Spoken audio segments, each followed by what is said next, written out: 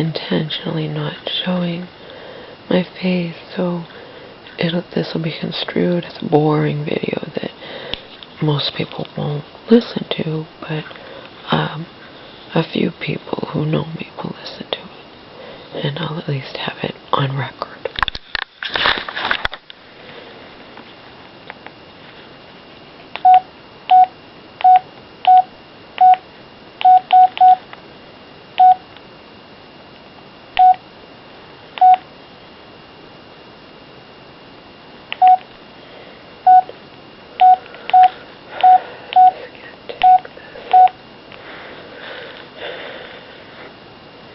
Miss C, of course, is writing, texting, saying, you know, your mom just needs to get sleep and relax, and she doesn't need to go to the hospital. Auntie, of course, and I are in different camps in that, yeah, she does. She's intending to run away, get away from me. She needs to be evaluated, and she won't even see her psychiatrist. She won't even keep that appointment that she canceled last week so that she and I could go to the movies.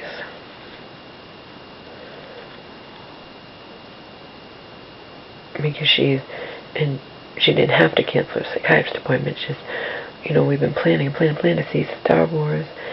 We didn't go when she doesn't want to cancel going to this place she hangs out at, you know, and it's really not. She does the same to me. It's not like, whatever. You know, I'm like, whatever, Mom.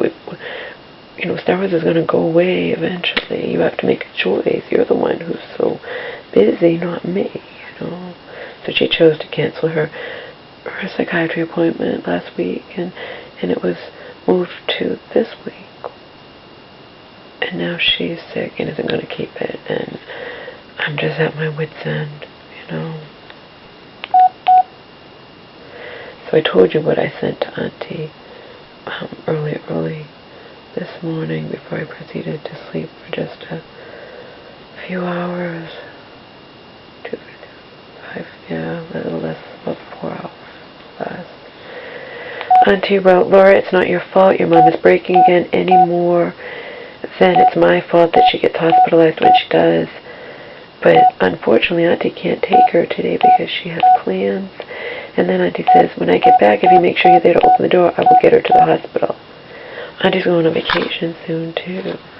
I'm going on vacation soon and don't want to leave you with no way to stop your mother from going deeper into the psychotic state that she needs to.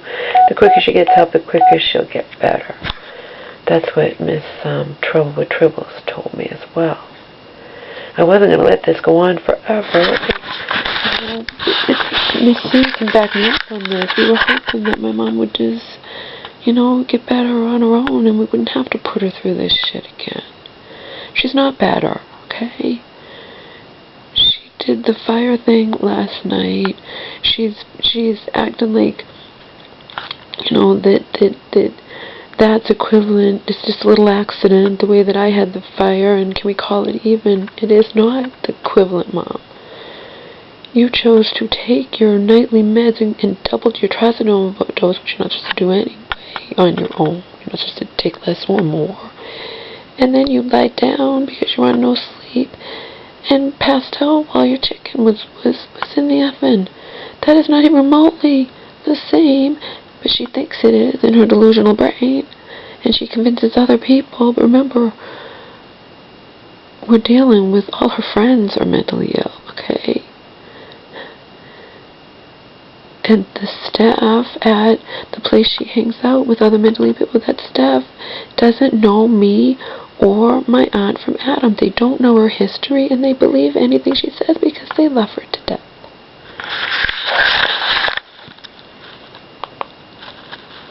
So Auntie wrote that, and I wrote back.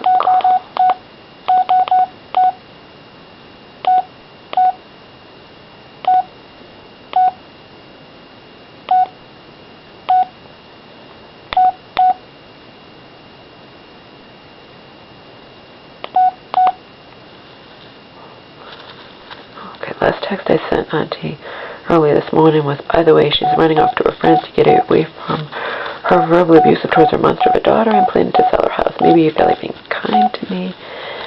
and telling those good folks at X place that my sick mother never tells the whole truth, and I'm not nearly as bad as she has been most definitely making me out to be in order to gain their sympathy, and as usual blame every last thing on me.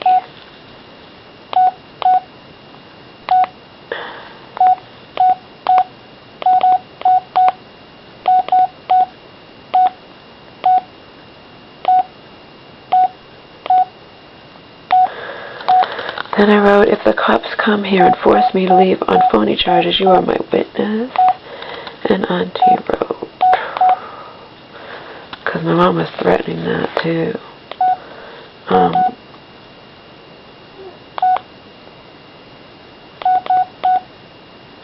And then Auntie wrote, I will stand up for you, Laura. You have been a godsend to your mother and me.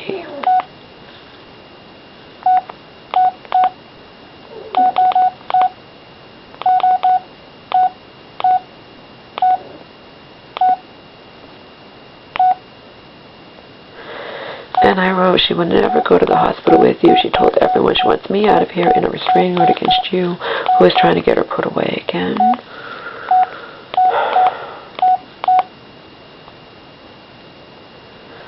Auntie wrote, now you know what I've been through when your mom gets sick. I became her half-sister and an evil person.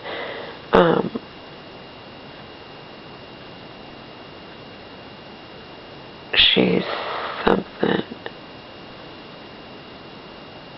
I wrote this quick because I can't, it's a typo. She's something. You can't take what she says as a real feeling. She hates anyone who tries to stop her from acting out her crazy fantasy.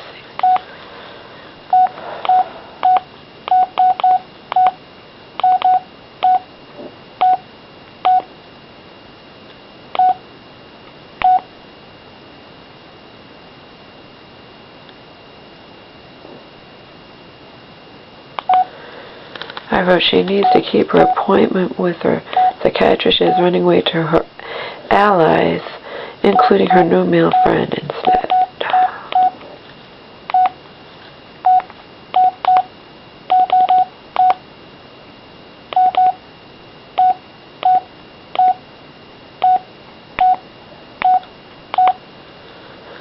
I wrote, I shouldn't ever yell at her. She can't handle me yelling at her for any reason.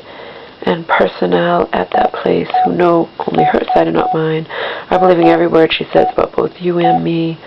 But you are not mentally ill. You do not have that stigma attached to you, and I unfortunately do, and everyone, that she knows, everyone there, whatever, knows this.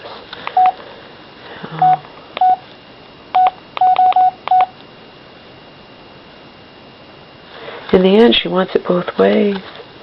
She doesn't want to view me as her partial nurse, yet I'm supposed to check her meds and make sure she takes her meds, etc., etc.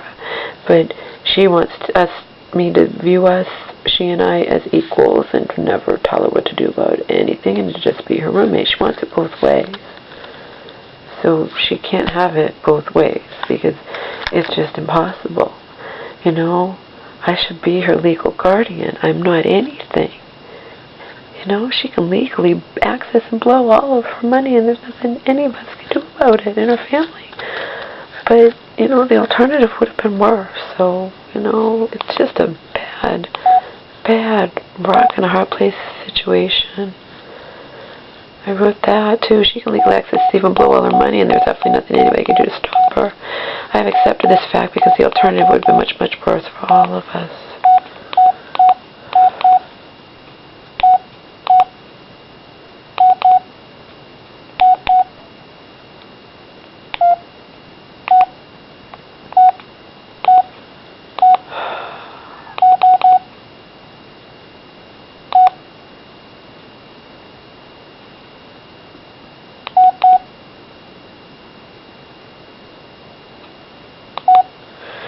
Also, she doesn't really appreciate all the good things I do for her, that I feel should balance out most of the bad. I tell her things like not to tell new friends about her finances, to protect her. I tell her to drink enough water every day because I know how bad her memory is and how important it is for her to stay hydrated. I tell her to go to bed at a reasonable hour and to not drink so much coffee because I know she needs her sleep. The staff and members of blah, blah, blah don't understand.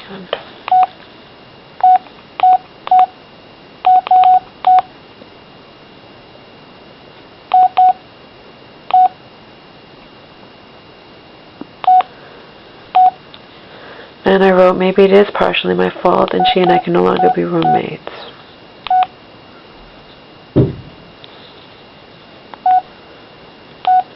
I know I do a lot here. I'm far from perfect, but you know,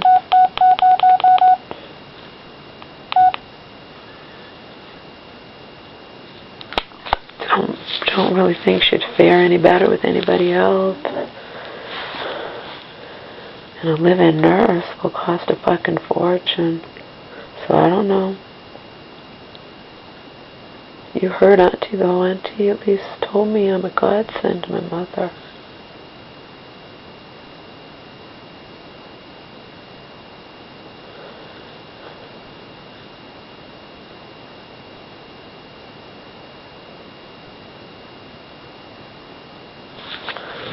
My other send message. There's another one I said.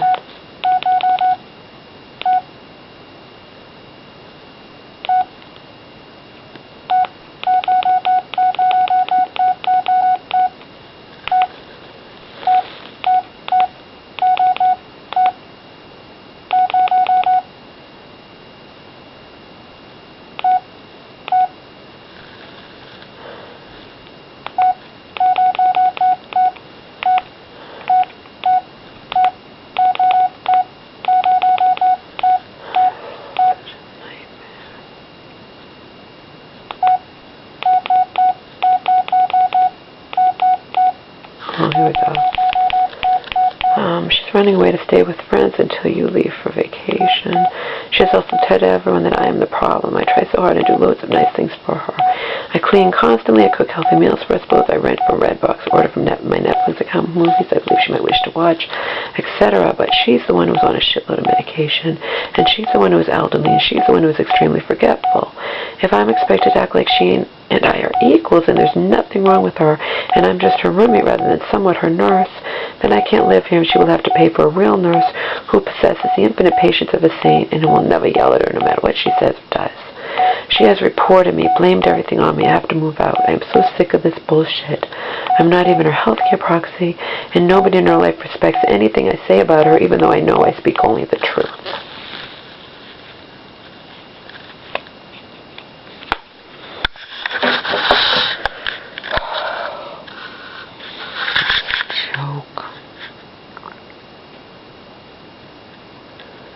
What a joke.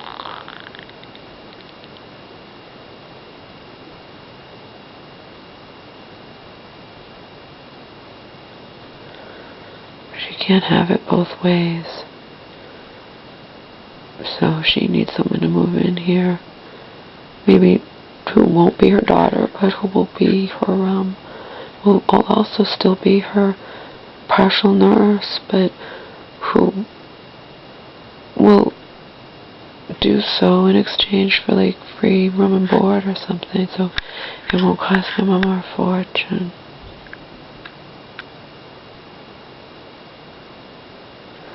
Because I can't do this where it's supposed to be both ways. You know, when it's convenient for her, she wants me to act as her nurse, but other than that, she wants to act like she's just nothing wrong with her whatsoever, and she and I are total equals, both mentally ill and both whatever, and I should never get upset with her about anything, etc., etc., etc. She can't have it both ways. So maybe she and I just shouldn't any longer live together, that's all. Because this is fucking bullshit. And that personnel at that place saying to her, they don't know her history. They don't know that she needs her fucking sleep. That she takes meds that make her go to sleep. So it's not just insomnia causing her not to sleep, but they're like thinking, what is wrong with her daughter, and telling her, you know, I get it. That's what Mom said to me last night or this morning. After I woke her up and told her that she'd left the chicken in the oven and had gone to sleep. Then she proceeded to tell me how she hadn't just lied down and accidentally fallen asleep. No, she had taken her meds, taken double trazodone, because, in her words, I wanted her to sleep. And, you know, this is ridiculous. No, I want you to naturally, you shouldn't have had any coffee today. You should have just gone to church, done whatever, and then come home, relax, and allowed yourself to fall asleep at like 7 p.m. I'm not, oh God. And then she goes and calls that guy. She called him, you know.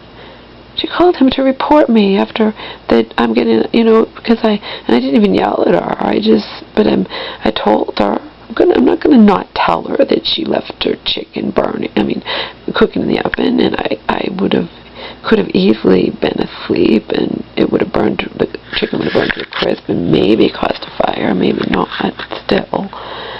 She went and called that guy and reported me. He adores her. He's going to side with her, but he's mentally ill. See? It's like the inmates are running the asylum. I didn't make that up. It's not my original thought. And actually, my creative writing teacher, when we moved to Florida in the middle of my junior year in high school, and I took creative writing class either in junior or senior year of high school, but regardless, she talked about that. She actually wrote a story. Well, she wrote a story about how the people on the inside, that's kind of different.